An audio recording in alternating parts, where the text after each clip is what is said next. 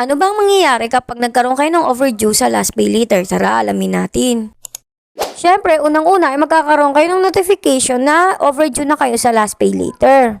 Tapos, number 2 naman ay makaka-receive din kayo ng call and text. Try kasi ako na hindi magbayad for 5 days. At sa loob nga ng 5 days na yun, ay talaga namang inulan ako ng tawag. Iba't ibang number siya.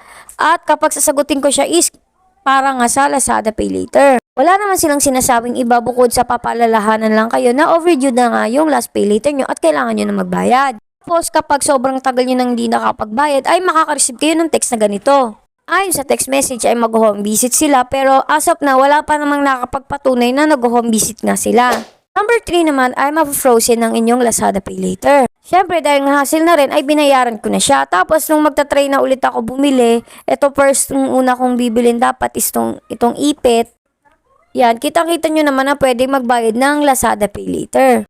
Kaso ayan nga nung pumili na ako ng aking choices tapos nung i-checkout ko na siya, nagtaka ako na walang option ang Lazada Pay Later. Ayan yung sinasabi. Pero ayan nga, di pa rin ako nawalan ng pag-asa at nag-try ako dito sa diaper. Pumili lang ako ng choices tapos ayan, nung titignan ko na yung payment option ay wala pa rin yung Lazada Pay Later. Dito medyo kinukutuban na ako na baka na frozen na yung Lazada Pay Later ko kaya nag-try pa rin ako na itong clothes. Tapos ayan, pumili na nga ako. Tapos nung i-check out ko na is wala talagang last pay later. Dito pala makikita nyo na kung meron siyang last pay later.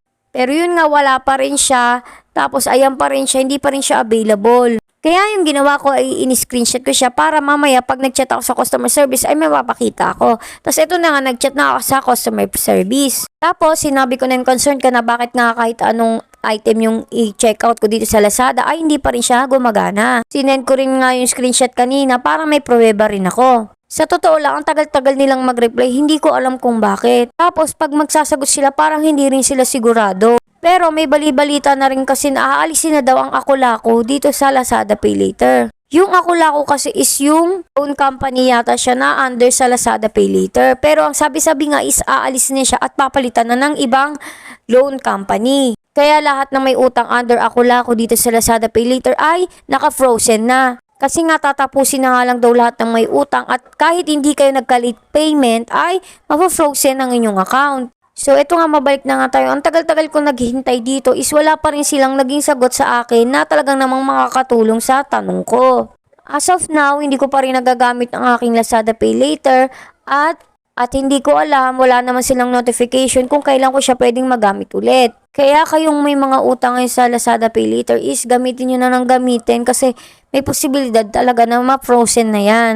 Lalo na kung totoo talaga yung sinasabi nila na papalitan na nga yung loan company na gagamitin sa Lazada Pay Later. Sayang pa naman kasi mas nauna talaga akong na-approve dito sa Lazada kaysa sa Shopee. Sana nga maayos na to at maayos na rin yung may mga frozen na Lazada Pay Later. Kaya yun lang.